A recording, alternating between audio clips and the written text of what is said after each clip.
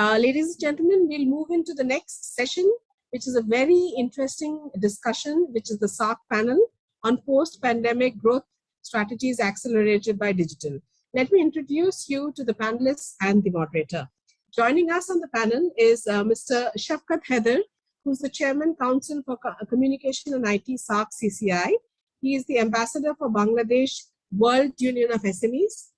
Mr. Shafquat Haider has served on the board of the Federation of Bangladesh Chambers of Commerce and Industry for several terms and is also an active participant on several of the government of Bangladesh initiatives on skills development, including his role as the chairman of the Industry Skills Council for ICT in Bangladesh. He also chairs several joint multi-sectoral development initiatives amongst countries in South Asia, including chairing the Council for Communication and Information Technology in SAARC CCI. Mr. Haider is the managing director of Ciproco Computers Limited, which is the first private sector IT company of Bangladesh, and he has pioneered the introduction of personal computers in the country. We welcome you, Mr. Shafquat Haider, sir. And our next panelist is Mr. Bailochan Tuladhar, who is the CEO of e-Dheba, SuperApp of iPay Private Limited from Nepal. Mr. Bailochan Tuladhar has been championing digital financial services in Nepal, ensuring that cashless transactions are being conducted, whether that is for micro and nano payments within the local economy or for cross-border payments across the world, with licenses from the US, Canada, EU, UK, and South Korea, providing near real-time payments to the beneficiaries in Nepal and other corridors. We welcome you, Mr. Bailochan Tuladhar, sir. He is joining in from Nepal. And joining us from Pakistan is our next panelist, Mr. Rais Khan, who is the founding managing partner and chairman of LMKR and LMKT.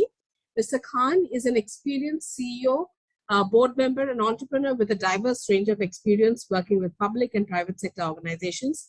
He is also the majority shareholder and chairman of Star Times Communication Pakistan Private Limited, which is a subsidiary of Star Times Communications, a global provider of digital entertainment. Mr. Khan is actively involved in mentoring budding entrepreneurs and investing in futuristic technologies through a series of LMKT managed incubation centers in Karachi and Peshawar, Pakistan. We welcome you, Mr. Rais Khan.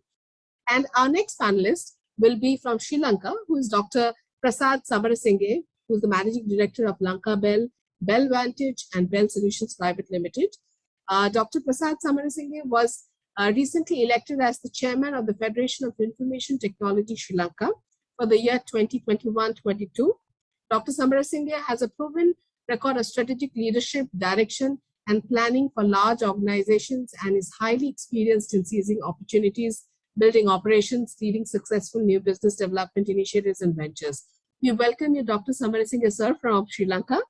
And our chairperson and moderator for this panel discussion is Mr. Amabarish Dasgupta, who is the senior partner and founder of Intueri Consulting LLP from India.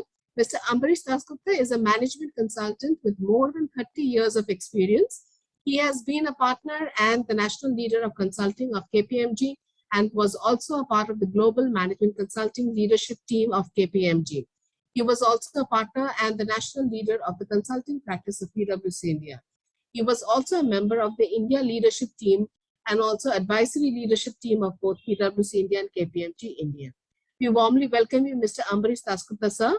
And I hand over the session to you, the SAARC panel on post-pandemic growth strategies accelerated by digital. Over to you, Amabarish, sir. Thank you, Raki. First, let me check, am I audible and visible both? Yes, sir, you are. Yeah. Good afternoon to everyone. Good afternoon to all the audience virtually and to my very respected panelists. I first compliment ABP and thank them for choosing a topic like this, which is a very sensitive topic, a very difficult topic, but an extremely relevant topic in today's world. We know that the global interconnectedness is important for an economy. That's very true. But we are also now realizing that in addition to the global interconnectedness, because of the various vagaries of the economies, the pandemic, the health situation, certain bit of regional firewalling is also required for a regional mitigation protection against the vulnerabilities. It may be a country's own firewalling, or if the country cannot, then at least a group of countries coming together to protect themselves from the various global vulnerabilities. That's very important because the self-independence, self-actualization of the potential of a region is also becoming very essential in this VUCA world. In that context, bringing this topic is extremely important. And of course, there are a lot of political sensitivities. There are many issues, social, cultural, political sensitivities in crossing all the hurdle. But today, our panelists will be primarily speaking on how the IT, digitalization, and technology can overcome all the barriers that is caused by any kinds of political, social inhibitions which we have. To start with, to give a little bit of an idea, this particular 8 countries composition of the SAARC, they're handling around 4 trillion USD of GDP, which is not a very insignificant amount as of now in the world's percentage of the GDP, which is coming to around 4-5%, but it has a huge potential of going up. The prediction is also showing that there could be variation between 7 to 22% of the GDP within these 8 countries at an average. And if we take a consolidated average, it may come to around 7-8% year-on-year improvement. We also have around 21% of the world's population. So all these are positive factors which can indicate that we also have a huge potential of growth. We are growing and can, within us also, can grow significantly. With that as the background, I will now first request all the panelists, starting with Mr. Haider, and then to Mr. Allen, then to Mr. Khan, and then to Mr. Dr. Prasad, to first give us a little overview about their own country's situation in terms of the digitalization, IT, what they are perceiving as their country standpoint as regards the digitalization in the economy. Maybe then start with Mr. Haider giving us a picture from Bangladesh. Thank you very much, Chair. Good day to all. On the occasion of the 20th edition of INFOCOM, I bring warm felicitations on behalf of SAARC CCI. Though this is virtual, we have been used to being physically present and talking to each other. As you know, we miss the warm camaraderie, the warm hugs, handshakes and all. This is all gone for the time being. This is the result of the havoc which has been caused around the world due to the pandemic. And how to bounce back has been the challenge for every country, every citizen of the world. And I personally feel, and I think everybody will agree, that ICT has played a major role in this recovery process in no small measure. Coming to Bangladesh, as per the Digital Bangladesh plans, we already had this unprecedented infrastructural growth development to support our goal of Digital Bangladesh. Now, what has happened is, as we all know, everything has gone into overdrive. Everything has started fast forwarding. By that, I mean that I'll give you the example of the vaccines right now. Previously, we knew that vaccines used to take around 5 to 10 years for a development and to be in practice. Today, this has come down to less than a year, maybe a couple of months now. Now, that is applicable to each and every part of our lives in the country and outside the country. Coming to Bangladesh again, as you want to find out or you wanted to know what's happening in Bangladesh, as I said, we have this process of Digital Bangladesh already in place. And in that context, if you look at the technology parks and all, we have had around during this period, and now even more so, something like 30 high-tech parks. We have a key focus on ICT skills development and entrepreneurships. We are building up digital labs. We are doing multimedia classrooms. Well, these are all things which were there, but now in a very different perspective or speeding up. We talk about something like gaming. Games and apps were not very much popular in Bangladesh. Today, just to give an example, in the next couple of years, is going to be a $1 billion market just in Bangladesh, within Bangladesh. Nobody would believe that ever, and most people don't even know what games are all about now, but the use has come. We talk about, well, data centers, all this kind of stuff is all common to all countries. But what I'd like to say is the biggest change has been work from home practice.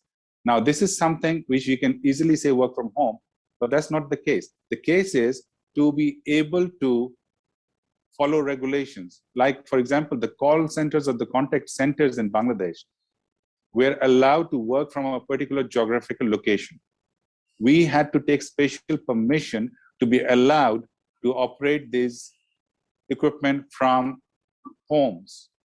That being the case, the Bangladesh Telecom Regulatory Commission allowed that purpose. But now what's happening is we are thinking, and we are going to take permission for this, and which is also true, that working from everywhere is the thing of the day or the theme of the day. Because if I can work from home, I can work from anywhere. But logically, or the policymakers are not really into this concept. So everything which has changed because of the pandemic is now you have to look for permissions, look for policymakers to adapt these policies. And then the practitioners like us come into place. When you talk about, again, it's not only technology. Technology is a subject which is playing a part in every single issue. You talk about infrastructure development, you talk about nuclear plants, you talk about satellites. We've all done that, but what is behind that is the technology. Now, technology being such, however complex it might be, at the back end is complex, but what's happening at the front end is becoming more intuitive. By intuitive, I mean is for the end user, what's happening in the background is not an issue. It's simple for me as an end user. It's like a plug and play system we talk about all the time. So issues like this are at the forefront now.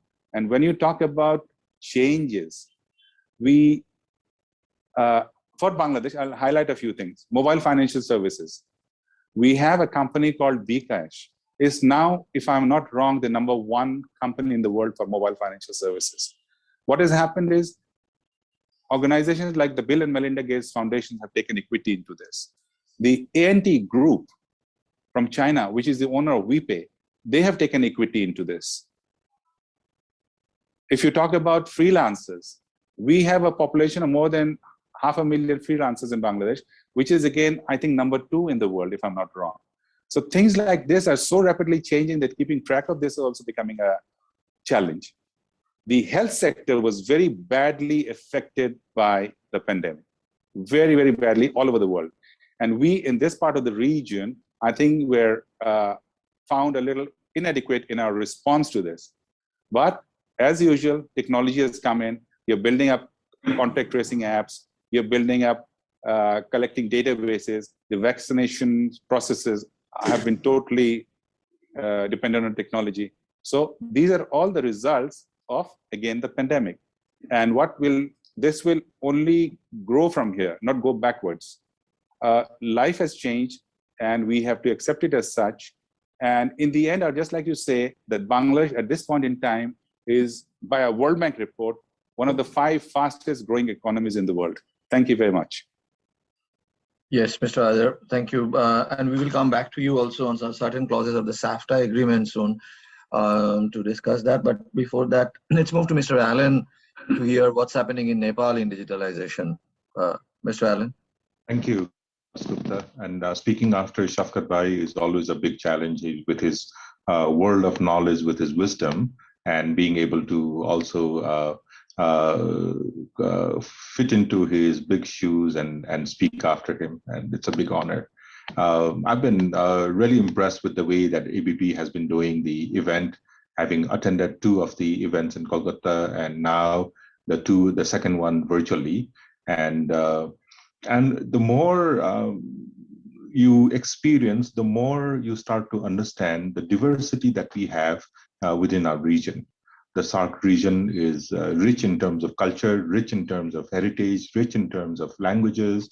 But at the same time, I think in terms of technology, there's still a lot of way for us to move forward. And I think the pandemic, specifically in Nepal, showed a big gap between the haves and the have-nots, between the urban and the peri-urban and suburban and rural, between the connected and disconnected, between the and more and more people started to move from from the bottom to the top in the economic pyramid.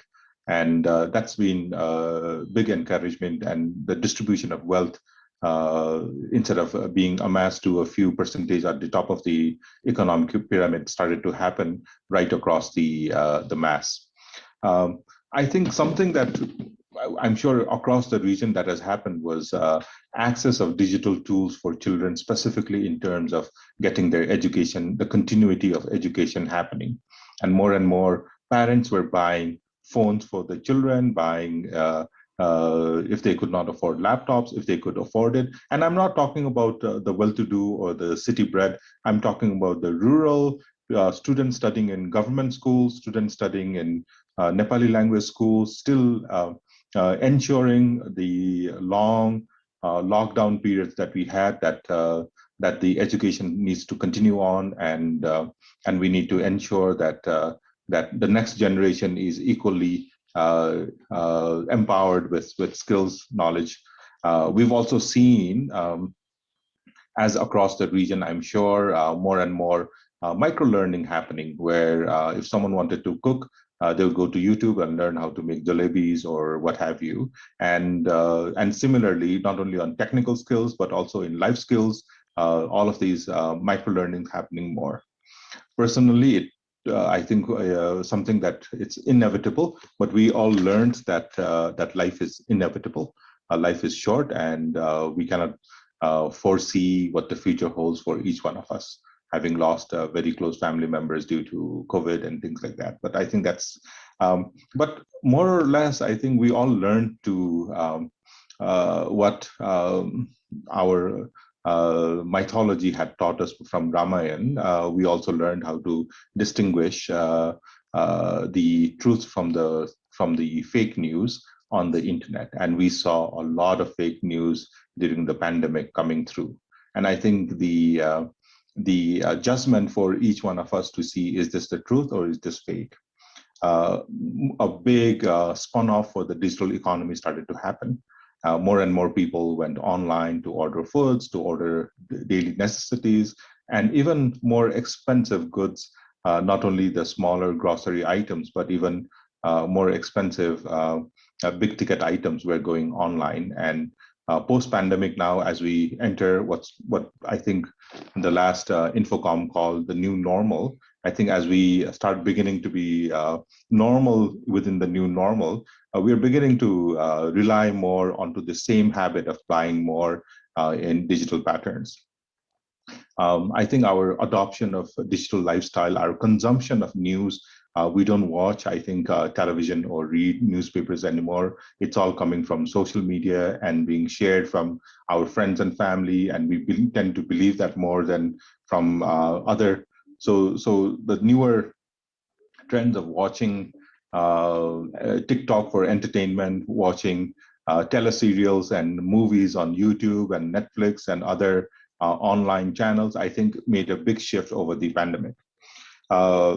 We've also seen quite a bit happening in terms of digital literacy, where, and this was getting right down to the grandmothers and the grandfathers in the family, not only the younger generation. So within that, everyone was beginning to use digital tools more and more, I think, learning how to use digital financial services.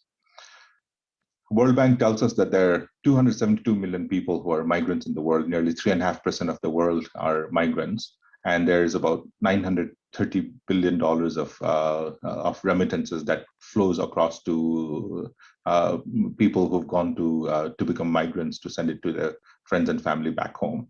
And I think that's 1/3 of Nepal's economy is based on remittances, and one of the biggest aspects that I think the digital tool, the new normal, we've learned to do is to not only rely on Hawala or Hundi, but to rely on the official, because during the pandemic, all of these Hundi shops closed down and people could not get their money from that was coming in. So they had to rely on the banking channels or the remittance channels to be able to send or receive money. And that started to, and the cost of sending money from the official channels from a bank in South Asia is about 10.66%, or whereas from other remittance companies is as high as 6.38% as per World Bank in its March 2021 report. And these migrants who are literally onto the bottom of the economic pyramid. If you look at Nepal, we send nearly, even today, over 2,000 people on a daily basis, are youths who will go to Middle East, Malaysia, South Korea, and work in what's known as dirty, demeaning, dangerous jobs. And I think also speak for the region as a trend that's happening as well. And these are the people that have paid over 59.3, nearly $60 billion in terms of banking charges to send money back home. And that's huge, and that can come down to as low as 1 and 2, as low as below 1% when the fintechs start moving money cross border, across boundaries. And of course, the security is a big issue. Post 9/11, US has made a big thing about anti-money laundering, trafficking, and funding for terrorism across the payments across borders. And I see that that within our country, I think a tremendous push for digital financial services happening, and that's an area that I have been playing with the tools that we create, with the innovations that we've been making sure that, and this is an advertisement that we have in UK, when a person puts a pizza onto a microwave and heats it over a minute or two, and sends the money from his mobile phone to a country like Nepal or India or Pakistan or Bangladesh or Sri Lanka, the money would have arrived at the same time as the microwave goes ping to tell the person that the microwave is heated. So I think the movement of money would be in the same manner as the speed of thought, as Bill Gates put the title of his book, and Business at the School of Speed of Thought. Of course, there are security challenges and all of that, and we've seen a big growth of entrepreneurial skills coming in as more and more digital push started to happen. So unlike the past 100 years where we never were able to play in the industrial age, but I think in the digital age where the level playing field is getting better and more digitization is happening post-pandemic, I think our youths are going to be seeing more opportunities, creating more unicorns, and being more connected to the global digital economy. I would like to stop here for my introduction. Thank you. Mr. Allen, thank you. We will come back on this digital payment related issue amongst these 8 countries. We'll come back to that as a separate subject itself. Should we then just move to Mr. Rais Khan to hear from him on the Pakistan digitalization situation? Mr. Khan. Thank you, Amabarish. Before I start, I must compliment Shafquat for his relentless effort to keep the group together and continuously kind of pump all of us to stay intact and try to make a difference. Starting from my first visit in 2019 to Calcutta. So, and also Raki for organizing this. Thank you very much. My feeling is that disruptions like these have historically been the reason for creating a lot of new resourcefulness and productivity and innovation. And I think after about a century, this pandemic is no different than the one we saw last. I think each and every country is facing the same kind of challenge, that you have to become dependent on more of your local supply chain and get innovative about a lot of things, whether it's your health issues or agriculture or other defense requirements. Everybody's getting very, very focused on their own requirements. Pakistan, I think one of the good things which happened was that because of it having a very young population, a large scale, and not a big culture of too much gatherings and all, I think the COVID thing was managed quite well by the government. I think the smart lockdowns here, which was kind of implemented by technology a lot, because I think out of 220 million people, there are about 170 million cell phones in use and about 80-90 million broadband users. So I think to kind of implement the SOPs for the corona was very, very easy and fast. So we didn't really see that kind of a backlash or things which happening here. We saw in some of the countries. And I think I'm happy. We obviously being part of that also implemented the same things. So the smart lockdown, the resource management, the access to hospitals, and the apps to manage the in and out of the travelers coming in and out even now was quite effective. And that kind of made things easy. In terms of digitalization, I think the best thing I saw was that, I had a big challenge here. I always used to say that Pakistan kind of missed the boat a little bit on the digital front. And I think just before the COVID, we have had that conversation last in the previous sessions also. And I think the COVID brought an opportunity for Pakistan to do a leapfrog in terms of being there. And I saw that big surge in digital movement in both our centers, in the incubation centers, and along with other things. Being a foodie country, I think the best thing I saw was that everything around food got digitized so fast and easy. I think that was the biggest change I saw in Pakistan. The food delivery, the grocery delivery, everything became automated. The retail got a big boost also. I think I was talking to some of the retailers, the big retailers here, and their profits were up about 30–40%. And they actually, most of them decided to close down a lot of their stores and just have very selected flagship stores and manage everything else online. So that was a very positive change, I think, which I saw in here. Also, at the same time, all this fueled a lot of innovation in the country. And a lot of smaller shops and smaller outfits, pharmaceuticals and all, they started producing a lot of local equipment, ventilators, vaccines, syringes. I think you saw a surge in that development here. So all in all, I think the best thing I saw was my challenge always was to convince the financial institution in Pakistan about the potential of digital and the value in the online business. And I think they were so zoomed into just the typical sides of the cement industry and the steel industry and the cotton industry that they would not really look at the business, which is the whole digital business. And the COVID kind of alerted them that there's a big opportunity there. So the first time I saw the financial sector approaching companies themselves. Another thing I saw was a lot of surge of foreign capital into the startups. I think in this last 1 year, we saw more of capital coming in than I saw in the last 5 years. And actually that has caused a lot of skill shortage in Pakistan. So I think one of the challenge now for Pakistan is to develop its skill set very fast in moving forward. And one area also I think I saw good movement is online education. I think that every university, every school in the country kind of adapted very fast to it.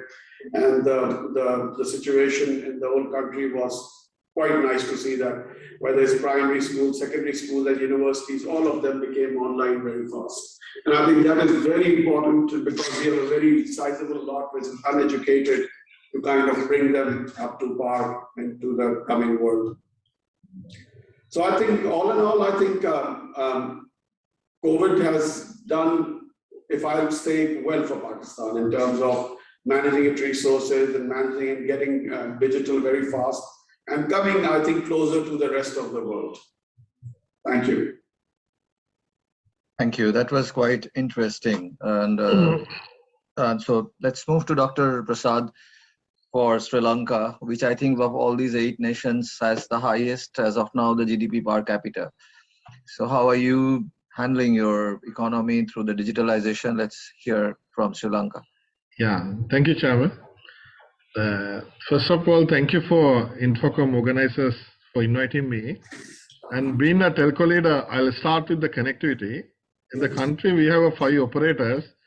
We covered almost everything on 4G. We started 5G trial actually. It's happening, not yet real live.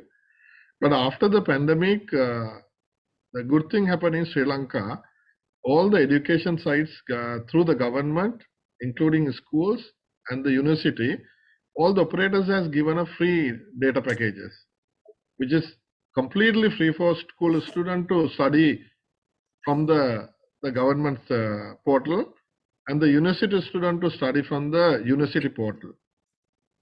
And that is, I'm sure it will be a good thing for the country like Sri Lanka.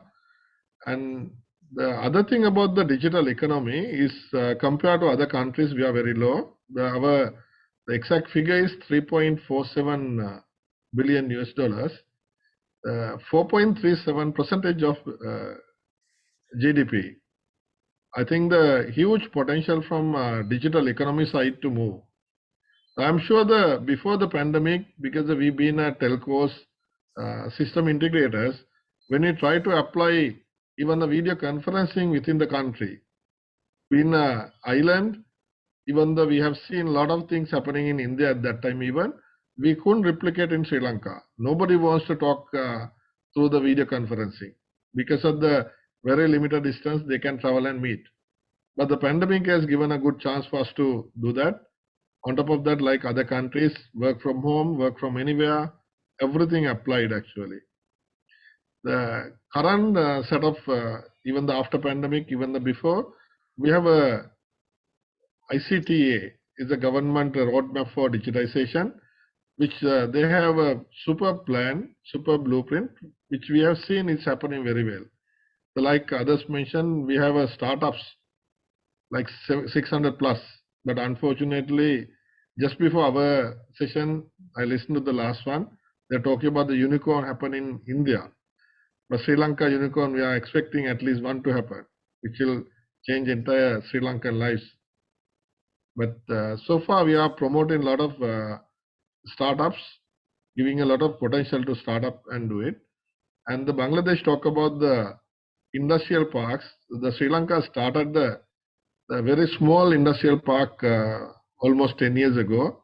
But the expansion we started for 5 regional technology parks, which we invited all the investors, not only SAARC region, anybody to come and plan and start the entire thing, which will be very easy for anybody to come and set up.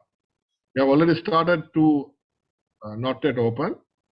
Maybe within few months time, we'll be able to open those 5-star technology park across the country. Like others mentioned, the important thing is actually the legal framework. Any digitization, anything, the security and the legal frameworks are 2 key important things. The legal framework point of view, the good news just came out from as a bill, our privacy bill, data privacy bill, which is more par with or equivalent to GDPR, which will give a very good boost for our industry, I feel. But other related regulations are coming up, which I feel within a few months time we'll be able to see all the legal framework is up and running. The digital signature came on board almost 3-4 years ago, which is anyway legally acceptable in Sri Lanka today. And the setup is after maybe the pandemic has given a very good boost for our digital side, digitizations, and the moving towards that, and which we expect it to go more and more. Actually, the same exponential growth will continue, and it will have a very good boost for us to drive the country. And the other things, I am sure during the discussion, we'll be able to talk a lot more. Thank you, Chairperson. Thank you. So we can see a bit of advancements in all countries, some digitalization in the healthcare, something in the areas of work from home, something in the online education, something in the local supply chain. So there are certain bits of developments in all the countries, some at a very relatively more mature state, some at not so much of a mature state, but there are some happenings in all the countries. Let's stay on the time for the timing on the markets, expanding of our market, and then we will come to the health and other factors. Like there is a huge ASEAN market, which all the Western economies and the big economies are trying to grab. Now these 8 nations, They also have a lot of products coming in, good products. They have a lot of MSMEs out there. We're producing very innovative products. Every country within these 8, they have their good products, good innovations, which can also capture the ASEAN market. Now that requires, if we want to do it digitally, that requires an e-marketplace, that requires a digital supply chain, that requires a lot of tools, a lot of knowledge management systems to come in. If these 8 countries together want to get and create a major trading environment in these ASEAN markets through digitalization. Now I'm wondering, these 8 countries will not possibly be having their own strength to create all these things on their own. The center of excellence, usage of this AI, ML, usage of an industry 4.0 to bring in manufacturing efficiency. Can these 8 countries by any means come together to have a shareability of these knowledges, case studies, center of excellence, skills, talents, to create a trading environment digitally which can capture these ASEAN market? I want to deliberate on this subject, and Mr. Haider, who has been a very pioneering person in the holding these SAARC nations together, has also played a role in the SAFTA agreement.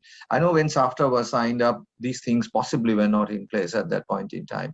But do you think in the present context, in the present perspective, those agreements can be relooked at in terms of how digitalization, the knowledge sharing between the digital on the digital front can help us to expand our trade, and this 4 trillion economy which we're handling can therefore become 6 trillion, 8 trillion, 10 trillion, and of course shareable amongst all of us.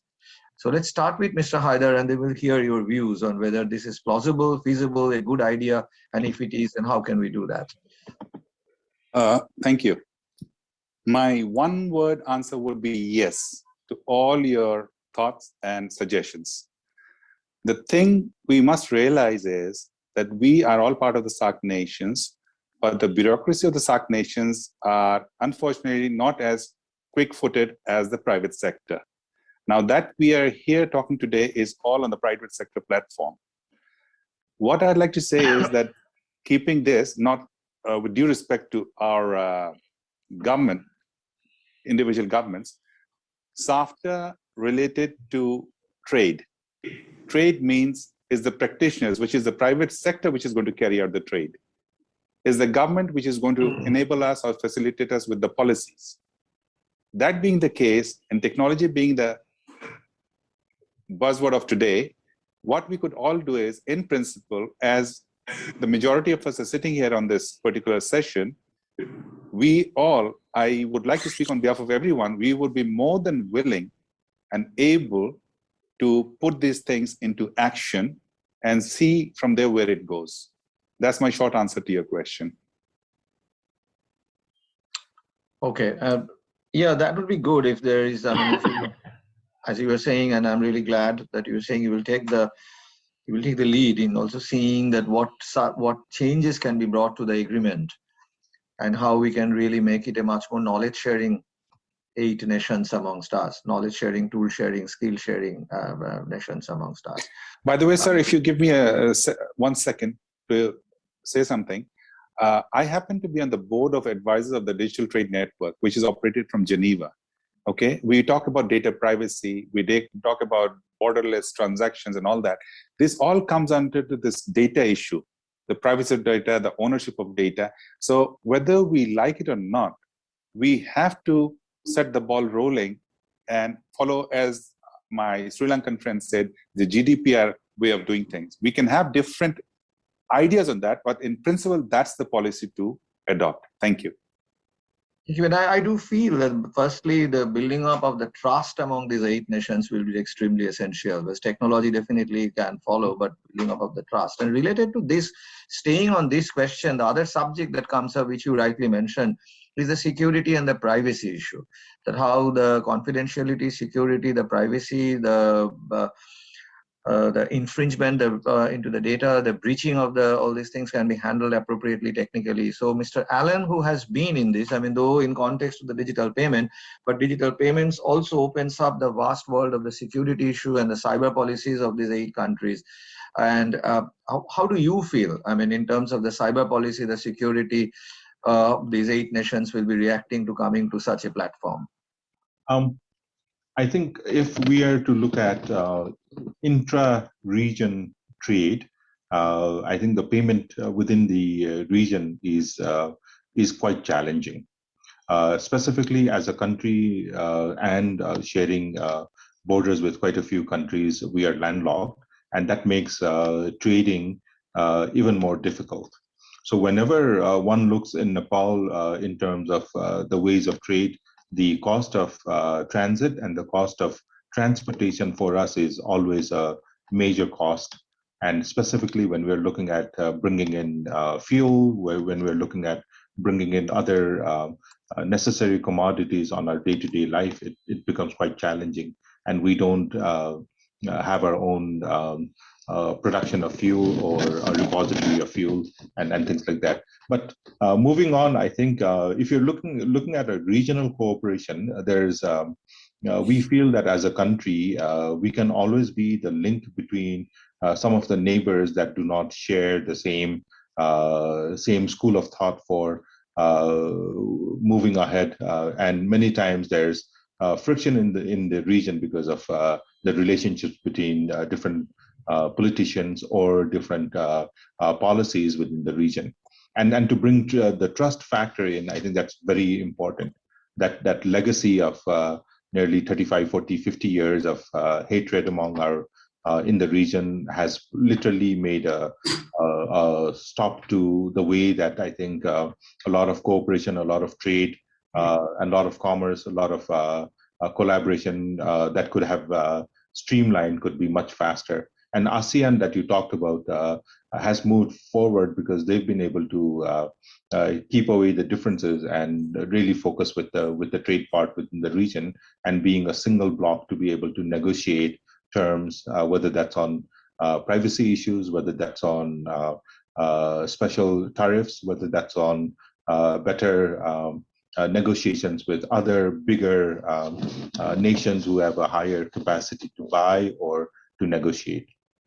I think key to our region is we are diversified, difference in sizes, difference in ways of handling things, different in terms of the and also one of the biggest challenges that we have is the size of the economies.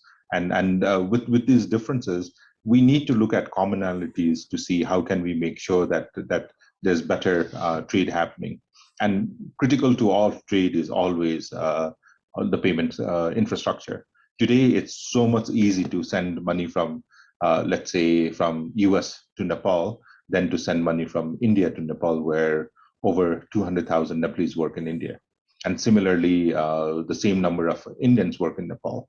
And of course, it has slowly begun to open up a bit. Earlier, it was 50,000 Indian rupees per month that a Nepali working in India can send to Nepal. Now that's gone a little higher to 200,000, but it's still a challenge. And I think we need to open borders and to ensure that there's a free flow of not only information that technology allows, but technology today also allows a free flow of a lot of digital goods that goes across. And a lot of these digital goods that's available across our borders cannot be consumed from our fellow citizens within our country, or let's say if there's some digital content that I wanted to buy or a Nepali wanted to buy from Pakistan, would be near to impossible because of the payment gateways and issues like that. And similarly, if there was some learning tools that the children in Nepal wanted to buy from India, near to impossible. And right across in the entire region, I think the person-to-person reach within our region is very strong. Our families have very good ties right across the borders. We have extremely rich heritages, extremely rich ties, but somehow we've not been able to strengthen that with the free flow of funds, free flow of money, free flow of commerce as well. I think, and with that, a lot other can be achieved. Today, if someone wanted to import goods from any of our regions, the differences is so high, despite having the highest trade balance within the region. I think there's such a lot of opportunity that if we put the political agenda aside and looked at the pure business agenda, the pure entrepreneur skills, and and taking the next generation to say that whatever happened in the past generation, the differences that we had within our region, if we put that aside, I think that there's a gold mine that we're sitting in that we are not really taking the advantage of. And I hope that such a forum that we are in, that we'll be able to slowly, brick by brick, stone by stone, pillar by pillar, break that out and ensure that our borders are more open, our ideas are more open, we're talking to each other more openly, and also openly doing trade, openly exchanging information, openly exchanging ideas right across our borders. Thank you.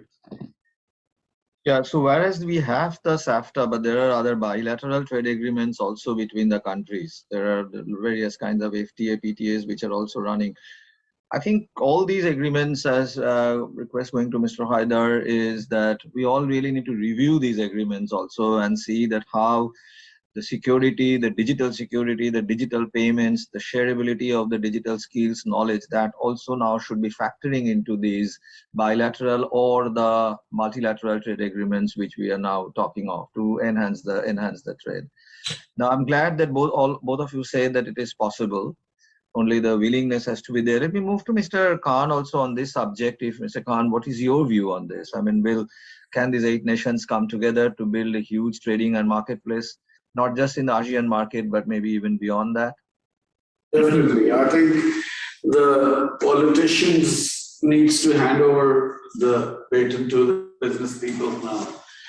I think in 2019, we were discussing a business portal for the SAARC region to do a B2B trading. We actually Hello? of the security reasons. I think the transition from some of the countries, namely Pakistan and India, I think, is the challenge is to transition from a security issue to a business situation. I strongly feel that the whole region, not just the SAARC region, but also so if everything has to move Afghanistan into all the SAARC region, there has to be peace, stability, and confidence with nations each other. So that is the only way I see progress. I think we have a very large population size. We have a good talent pool. And as I mentioned earlier, that between our nations, if it's a 3.5 trillion economy, can you imagine what all we can do? I couldn't think of a single thing that we do not produce between the SAARC nations. You know, whether you take an agriculture product or a finished product or a mechanical product or electrical product or a medical product, one of us is producing that. If we just enhance that trade between our countries, I think we will forget about everything else. So I'm really very positive, and I keep pushing for that there should be trade discussions and between all the SAARC nations first before we discuss anything else. Thank you. I think what we do not produce between these 8 nations are a couple of integral and very essential components of the digitalization. We do not produce as such that kind of a telecom technology or the hardware or the certain kinds of infrastructural components. We are all very good in our software development. We are all very good in the various kinds of services. But when it comes to 4G, 5G, moving on to the 7G, I mean, our dependence on the advanced countries of these 8 nations are quite huge. And possibly there we really have to apply our innovation, because one way, if we are thinking that self-independently we will be proceeding, this region will be progressing towards a massive trade, helped with digitalization, we cannot completely have our dependence on such essential components on the other countries. And here also I feel that each one of us will possibly not be able to on its own be able to fulfill the demand, and if these countries come together, then definitely they may be able to get into that gap also. Mr. Haider, I'm coming back to you, but before that, if I can just ask Dr. Prasad also to give his comments on this matter of the countries coming together and creation of a massive trade place. How would Sri Lanka react to that? Yeah, I'm personally, and with my responsibility, I'm so happy to see that actually. Currently, we have 600 plus startups. We have 100,000 plus freelancers. Whenever we meet these teams, their first request is actually PayPal enabling for Sri Lanka. I personally feel it's not the same problem for other 7 countries, but certainly if a country can together solve this problem, it will have a huge boost for our digital economy to drive or digitization to drive. I'm also not sure about the solutions, but maybe it can be another key initiative from this discussion and to drive it and take it. If that problem is not there in the other countries, certainly others can support us. Maybe we know Alan is a very good creator for that kind of payments. Even Alan or somebody can support us. We'll have a huge this one. As a principle, as a concept, I'm sure Sri Lanka is very happy to be part of it and drive it. The one good example I still can recall, even the Sri Lanka internally, one bank to another bank, it went to USA or the international and came back. And 4 years ago only, we set up a local switch. Till that time, it was really expensive. Even you have another bank ATM, other bank to take it, you had to pay like a $2.25 for the transaction. Today, it became like nothing. The same way I feel is our region, for us to take a call to India, it was a huge expense. But at that time to call USA or UK was nothing. But today that barrier is actually gone. We know India is almost free calls, but I'm talking about the PSTN, not WhatsApp and other calls. And the PSTN call in the local and India is almost same today. The similar way, why not to create some payment model for the SAARC countries? I'm really for it, and I'm sure it is possible as well. Let's start maybe part of the byproduct of this discussion even. Thank you, Chair. Thank you. I'll come back to Mr. Haider, who wanted to make a point. I saw his raised hand, but before that, I'll check with Raki. Raki, how are we doing on time? We have some time. We have some time. Okay, Mr. Haider. Thank you very much. In these discussions, we talked about technology and trust and privacy and all that kind of stuff. I just wanted to read out a single thing which came out in the papers on Thursday, December 2nd.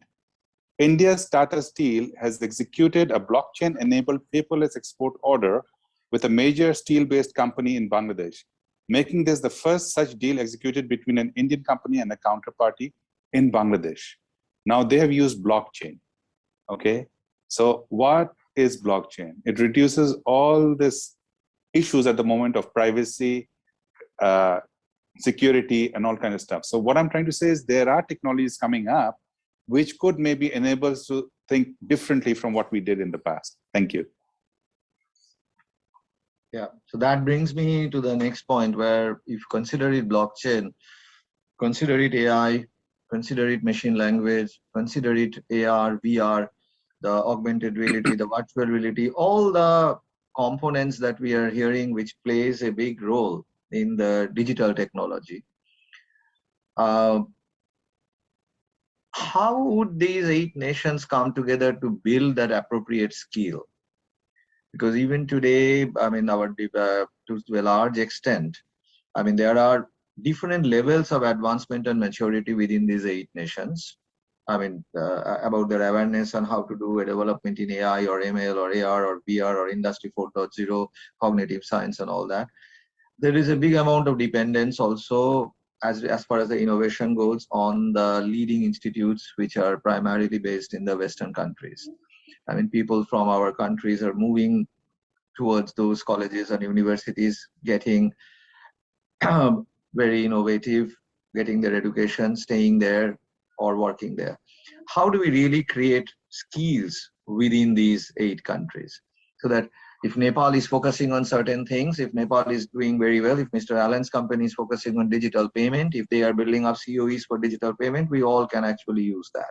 If India is good on the Industry 4.0, maybe the production efficiencies and all that. So how do we really bring that up in terms of the skill advancements and development? Do you think that is possible? I mean, and if that is possible, maybe we can think about how can we also bring that. And because one of the area that the trade agreements of your SAFTA agreements also has to very much focus on is the skill development and innovation and creation of the talents in this, because sustainability of this journey in digital will be based on the talents we produce, and these talents have to be again from our own countries only. So Mr. Haider, any observation on this talent building? Well, as Atif Rais Khan already mentioned that this rapid growth of technology during this pandemic phase resulted in a shortage of skilled manpower. It happened. So skills shortage has been there before, and now it has come to a critical stage. I'm pretty aware that most of our countries in the SAARC region are implementing skills on a government level. Like even in Bangladesh, we have the National Skills Development Authority, which reports directly to the PM's office. That is how important it has become. And I'm pretty sure every country is doing something similar. You have this NSDC in India. Pakistan must be having something. Sri Lanka, Nepal, everybody will be having at a certain level. Now, it's for all of us. Now, these are government enterprises, but they do not do anything, no development as per mandated, at least in Bangladesh, unless the private sector is involved in that particular industry. No government curriculum, no standards development, no level will be fixed. We have to certify that along with them, and we sit on the same table to do that. And that's a very, very positive change. I'm pretty sure we are all doing it at some level. But what I'd like to suggest is, or if I may be bold enough to say, that from this platform of our SAARC, where we are looking after communications and information technology, and personally, I'm in charge of skills in Bangladesh, we could all get together to use this platform as a launching pad. Thank you. Thank you. Mr. Khan, you said in Pakistan you lost the first wave of digitalization, you lost the first advantage, but now you are catching up. So we'd be interested to know, and of course, India will have a big interest to know what's happening in Pakistan, particularly. How are you now catching up in terms of the colleges, universities, skill development in digital computer science and these areas? As I mentioned, I think the technology is helping a lot. I think there's a lot of self-grooming going on. Obviously, there are not enough colleges and universities to cater to the population size. So the self-learning and self-training has become very important. In fact, as an organization, we are considering that we are actually implementing that we just take a skill set test and we just induct the employee rather than trying to wait for a set of degrees and certificates. But I think we should start thinking about baby steps. I would suggest that why don't we think about starting the business portal again, B2B between the countries. And I think a payment gateway becomes an integral part of that. And I think, so all of us have this limited focused expertise in these areas. So that will be one area. I think there is I think there's a lot of potential between the trade between India and Pakistan, and also skill development. I would think, why don't we think about connecting one or two large institutions with each other and start kind of having that conversation that, we can name 2 from Pakistan, 3 from India. India probably is the most mature in terms of the educational development sector. I think they would have to take the lead and see what all can be done in the sector. I think it's a challenge for Pakistan, but I see a lot of Pakistan's diaspora, which is sitting out, doing a lot more now. So there's a lot of input, both physical and financial, coming in from US, Canada, Australia, a lot of migration here. Because now there's a feeling that the market itself, the digital market itself in the country is large enough to do that. So the likes of Kareem's or the likes of Bikeas and all the delivery services, they have grown so big, and it's so easy to, when I was growing to raise with this company, to raise $5 million was challenging. Now when you talk to these guys, so it's a piece of cake, $100 million, $150 million is very easily achievable. So I think we need to make some concrete plans and connect ourselves more strongly rather than discussing. So I would suggest that maybe float the B2B portal with a good financial system, try to bring all the companies in. Second would be try to bring the educational institutions together and kind of connect them and see how we can do the skill development in common.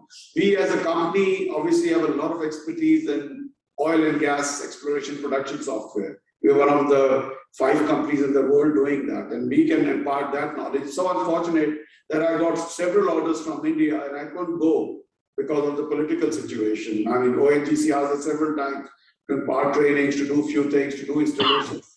but I was unable to do that. And similarly, I'm sure every other domain is there which can kind of help each other in each country. So I think the main thing is breaking the political barrier. I think that's the fundamental thing which we are facing here. Yeah. I'm moving a little from the trade to some other areas. I mean, though not exactly other area, but highly connected as well. I mean, we are hearing a lot of discussions, deliberations on the ESG, the environment, social governance, on the impact economy, the economy that needs to focus on more climate resilience, waste reduction, lesser carbon emission, alternate energies, green sustainability and all that. I recently had this COP26 conclusions, countries signing up. So therefore we are seeing that for next quite a long time, for the next years, the world will definitely be recognizing countries who are efficient in those areas. And to some extent, countries who will be falling behind will may possibly have a chance of getting a little marginalized also in the international trade. So we all have to really tighten our belts in these areas to stay competitive and in the reckoning of the world. Now, from the various analyst reports and all that, I mean, these 8 countries is definitely not in a very strong position. None of these countries, and combined we all together, are not in a very strong position, though we are making our own commitments and we may possibly be soon reaching there. But as of now, we are definitely not in a very strong position as far as the benchmarks are set. We are not very resilient against the climate. We are not very much into the recycling economy.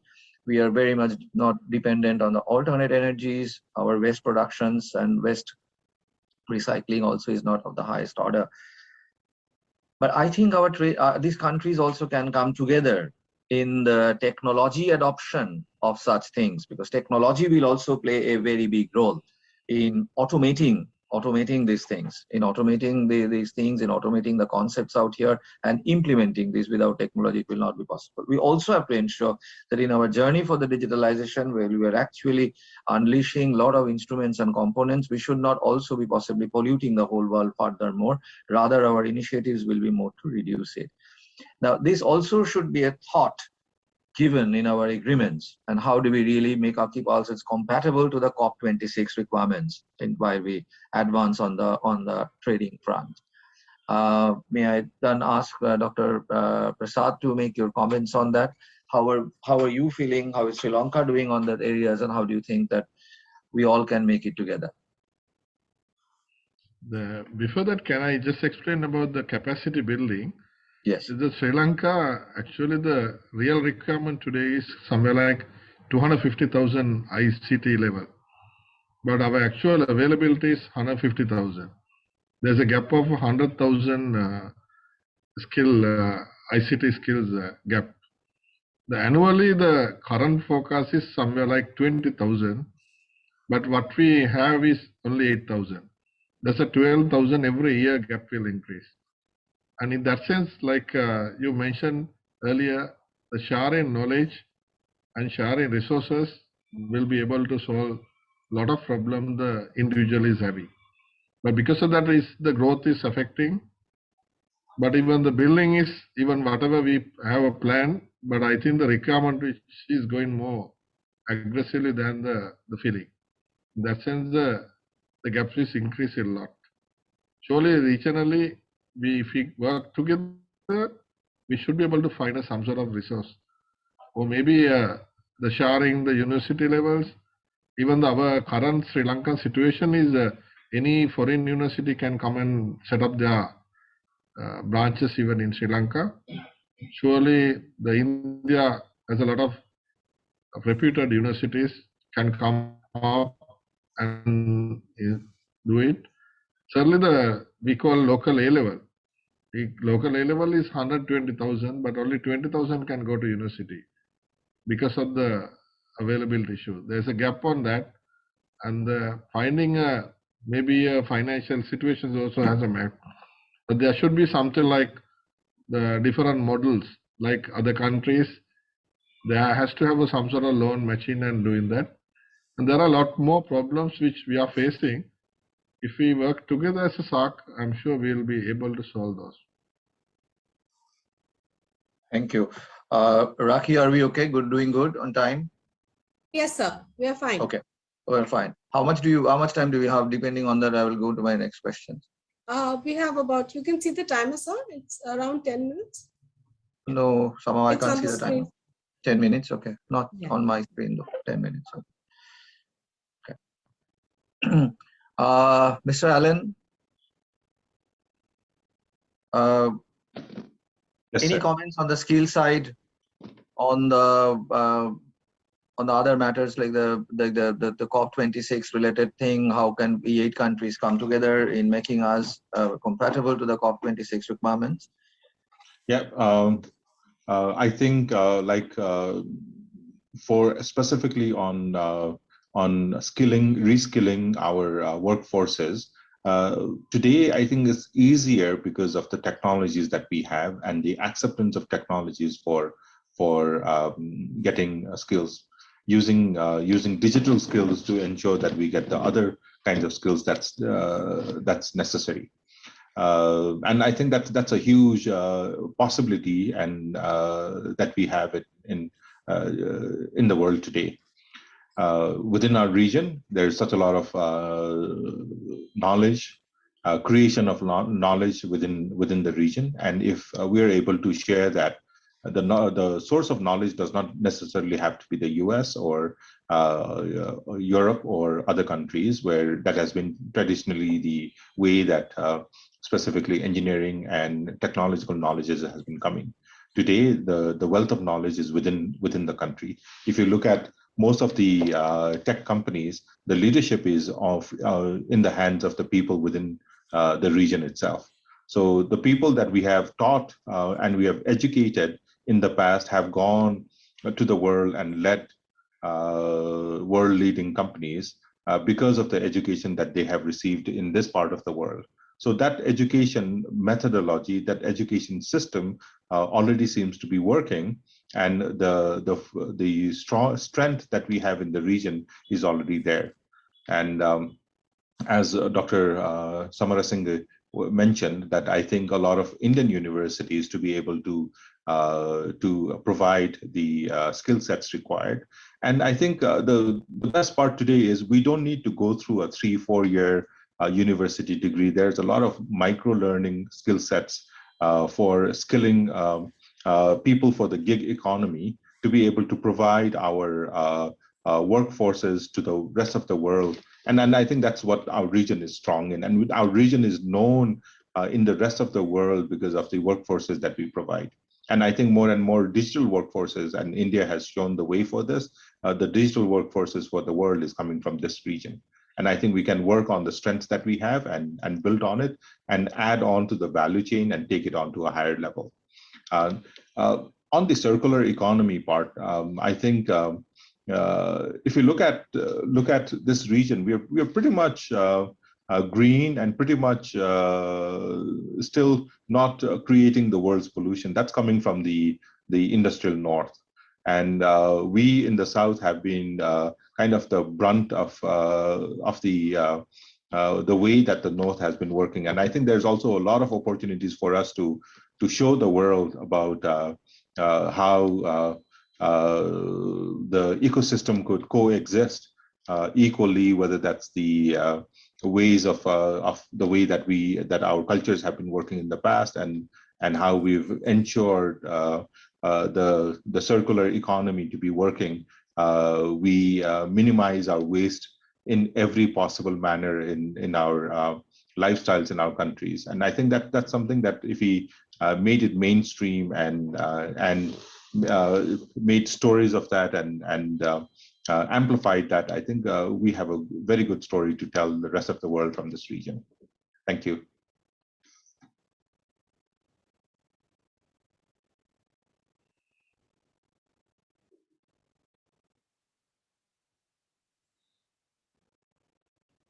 Mr. Haider, your comments on how we can come together on the COP26 guidelines and how we can really be much more in this green economy, how we together can help in building the green economy.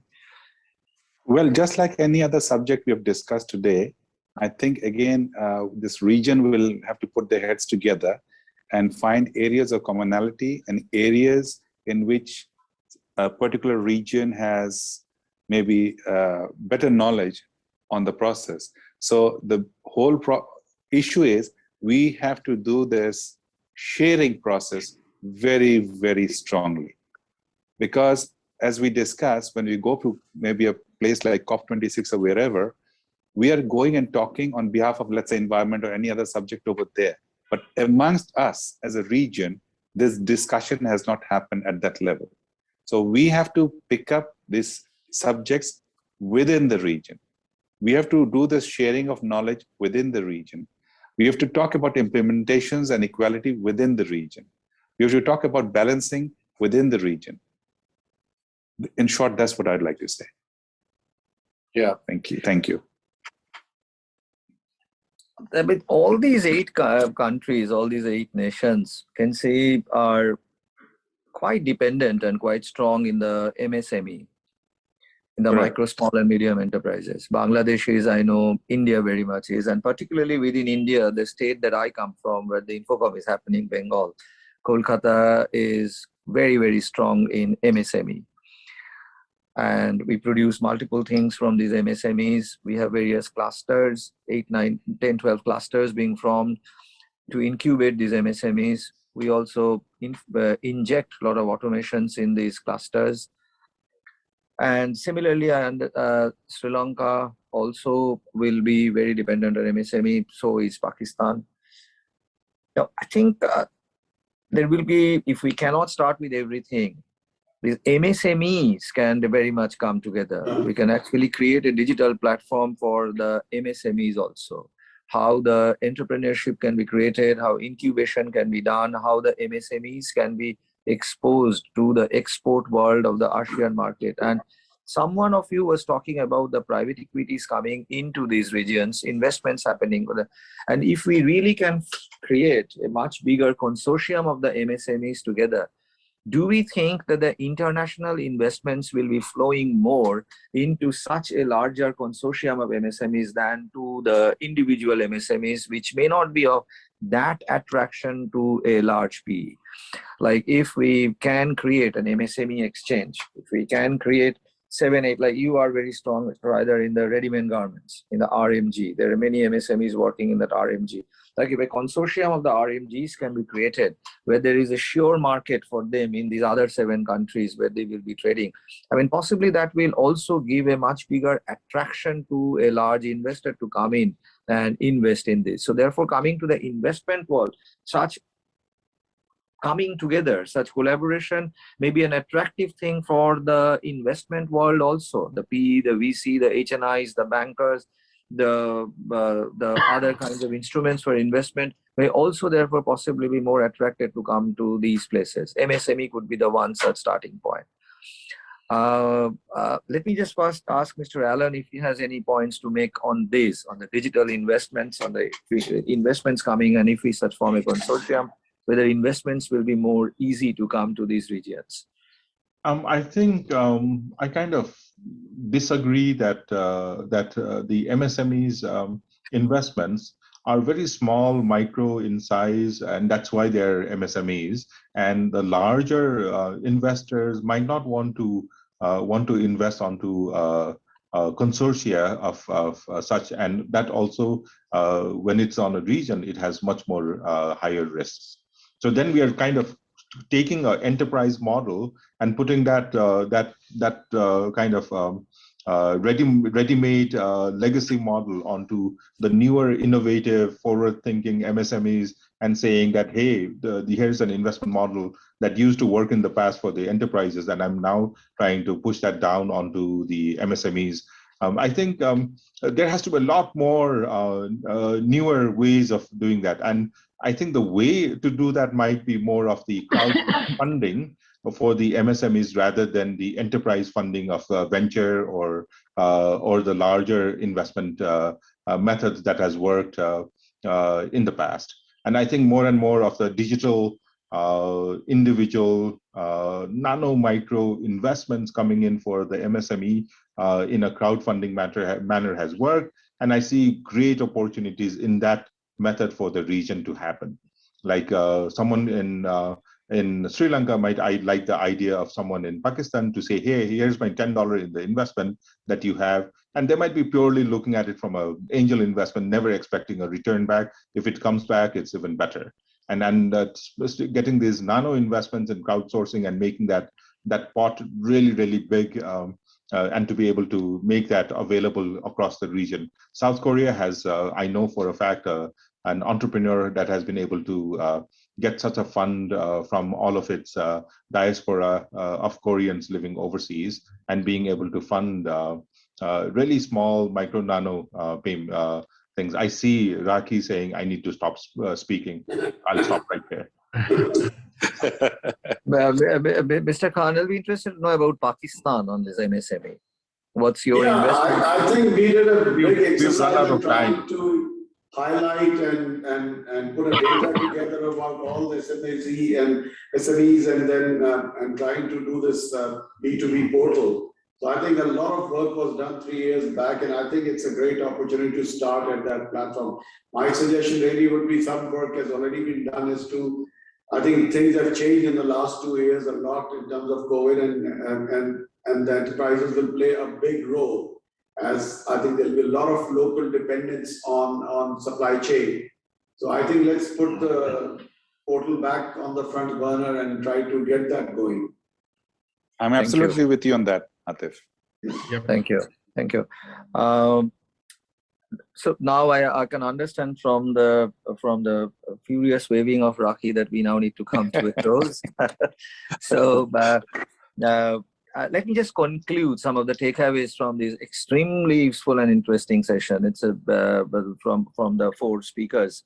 What are the main takeaways? The first takeaway that we had is that we are all very interested and committing to the expansion of the trade market.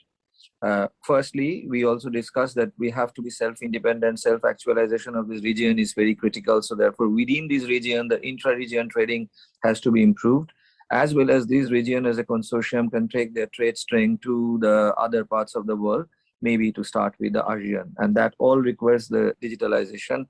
And therefore, for the digitalization, the various aspects, the payment, security, the sharing of the skills, which are all coming the way, how do we now go and redraft and take a look at those SAFTA agreements or the bilateral agreements which we have between the countries, and take a look at that much more cohesively and see that how these things can be incorporated. So that was one which all of you agreed that's quite good. The second one that we spoke about, how the knowledge sharing, the education sharing in this digital computer science to be done, how the various degrees of the advancements in the education system in the various countries could to some extent be neutralized by having a much more shareability amongst ourselves. Then therefore, we also can do a proper survey of the weaknesses and strengths of these 8 nations, because one will be strong in one area, one will be weak in the other area. Therefore, we can see that how all these weaknesses and the vulnerabilities can be overcome, be it in the skill, be it in any other area, through an appropriate knowledge-based economy being formed about this within these 8 countries. The third one, we touched about the MSME and the global investments flowing in. I mean, I agree with Mr. Allen that we should not be trying to make an MSME behave like a large entrepreneur, and therefore combining many MSMEs together. If we start behaving like a big entrepreneur and try to bring investments into it, then that defeats the purpose of an MSME investment. But maybe what we can do, therefore we can actually create a consortium which makes a large investor to channelize their funding into the various MSMEs in the various sectors through that body. I mean, whereas his money will be flowing into the isolated MSMEs, but at least we can make it an easier way for him to invest into the SAARC nations through one single body, which may thereafter have its subsidiary bodies of 50 MSMEs getting the benefits of that. We also discussed about the COP26 and how these 8 countries can come together, and how our policies can be made much more collaborative to fight or fend, or not to fight and fending may not be the right word, or make ourselves much more compatible to the decisions being taken in this COP26. And there are many other issues which we could not cover. But the important thing is all of us agreed that a strong collaborative agreement is needed between these 8 nations to really take this forward. With this, I really thank Dr. Prasad for bringing your own perspectives from the Sri Lankan side as well as from the macro level of the regional side. Mr. Khan, thanks very much, and to you for your knowledge, for your wisdom, and also for your openness to get into such kinds of collaboration. Mr. Allen, your points on particularly on the payment security, which is an extremely key cornerstone of such digital journey, was very, very valuable. And Mr. Haider, of course, we are considering you as the major pioneer of this journey. And thanks very much for your wise words, your help. And we look forward definitely to you also to take these things forward. And at the end, I again thank Rakhi and the organizer for having all of us here. And by this, we conclude the session. Thank you very much. Thank you very much, sir. Thank you very much. Thank you. Thank you, Rakhi. Thank you so much, gentlemen, for an excellent session. I think it is very informative to know what's happening in the different countries. Thank you, Mr. Amabarish Dasgupta, sir, Mr. Shafquat Haider, sir, Mr. Anand Bailochan Tuladhar, sir, Mr. Atis Rais Khan, sir, and Dr. Prasad Samarasinghe, sir, for joining us for the SAARC panel discussion. It was a privilege to have you here. I wish we could have you in person, hopefully someday soon.